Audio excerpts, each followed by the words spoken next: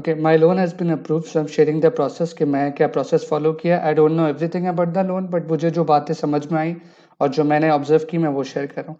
सबसे पहले लोन के लिए आपको एक अमाउंट सोचना है कि आपको कितना लोन चाहिए बैंक से। तीन ऑप्शंस हैं, tier one, tier two, tier three. Tier one में आपको ज़्यादा से ज़्यादा 27 लाख मिलेंगे, टियर टू में 60 लाख और टियर थ्री में 1 करोड़। फ़र्क सिर्फ इतना है कि जो 5 साल में जो शुरू के 5 साल में जो आपको वापस करना है उसमें इंटरेस्ट रेट 3% है टियर वन में। टियर टू में 5% है, थोड़ा 2% ज़्यादा है। और टियर थ्री में 7% है। तो सबसे पहले आप ये सोचना है कि आपको कितना अमाउंट चाहिए। आइडियली आप ज़्यादा से ज़्यादा अमाउंट सोच रहे हैं ताकि आप एक ही बार बैंक से अप्रूव कराएं।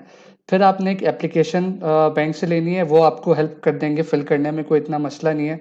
बैंक आर वेरी कोऑपरेटिव, वो आपको फिल कर देंगे। अगर आप सैलरीड पर्सन है तो कुछ आपको डॉक्यूमेंट चाहिए, मेनली आपका CNIC पिक्चर्स और सैलरी जो आपकी है वो देखना चाह रहे हैं वो लोग कि आपकी इनकम कितनी है, ताकि वो ये जज कर सकें कि आप कितनी जल्दी या कितना वापस कर सकेंगे। ये सब आपने उनको सिर्फ सारे डॉक्यूमेंट्स देने हैं, एक PDF फाइल में दे दें या कोई भी फाइल में दे दें, एंड दैट्स इट। वो एप्लीकेशन फिल हो जाएगी। 1700 बैंक आपसे चार्ज करेगा। With in couple of weeks, I think 2 हफ्ते में वो बता देते हैं कि आपका जो है वो कितना जो अमाउंट है वो अप्रूव हुआ कि नहीं।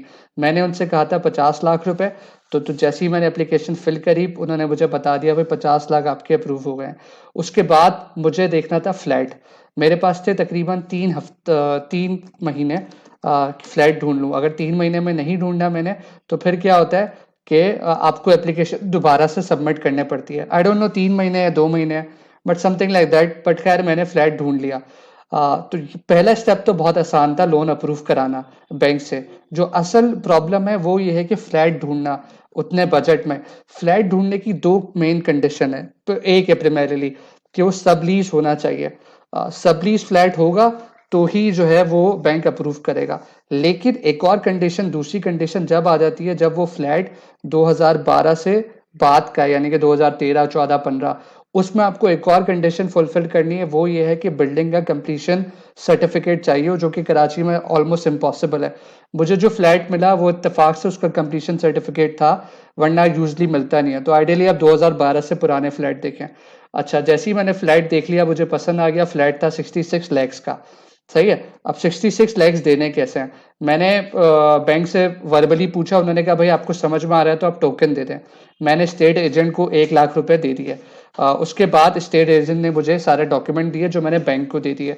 बैंक ने मुझे कहा कि अब आपको क्या करना है कि अब आपको दो फीस पे करनी है, 3500 की। एक ये कि वैल्यूएशन बैंक उसकी चेक करेगा कि वाकई 66 लाख का है या नहीं है।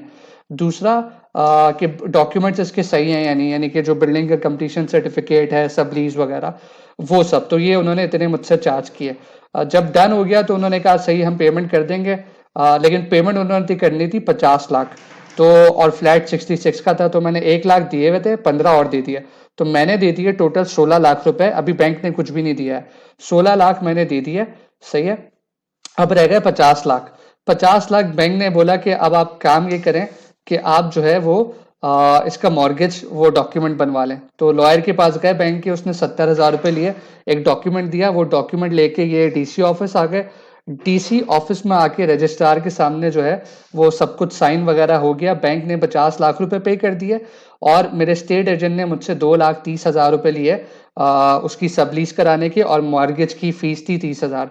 2 लाख सबलीज थी और 30,000 मॉर्गेज की फीस थी। स्टेट एजेंट ने 1% कमीशन लिया, वैसे 2% होता है, मैंने अभी से 1% की बात की है। 66,000, 50,000 बैंक ने मेरे फ्रीज कर लिए, और जो कि मुझे बाद में मिलेंगे कभी, और 30,000 बैंक की प्रोसेसिंग फीस।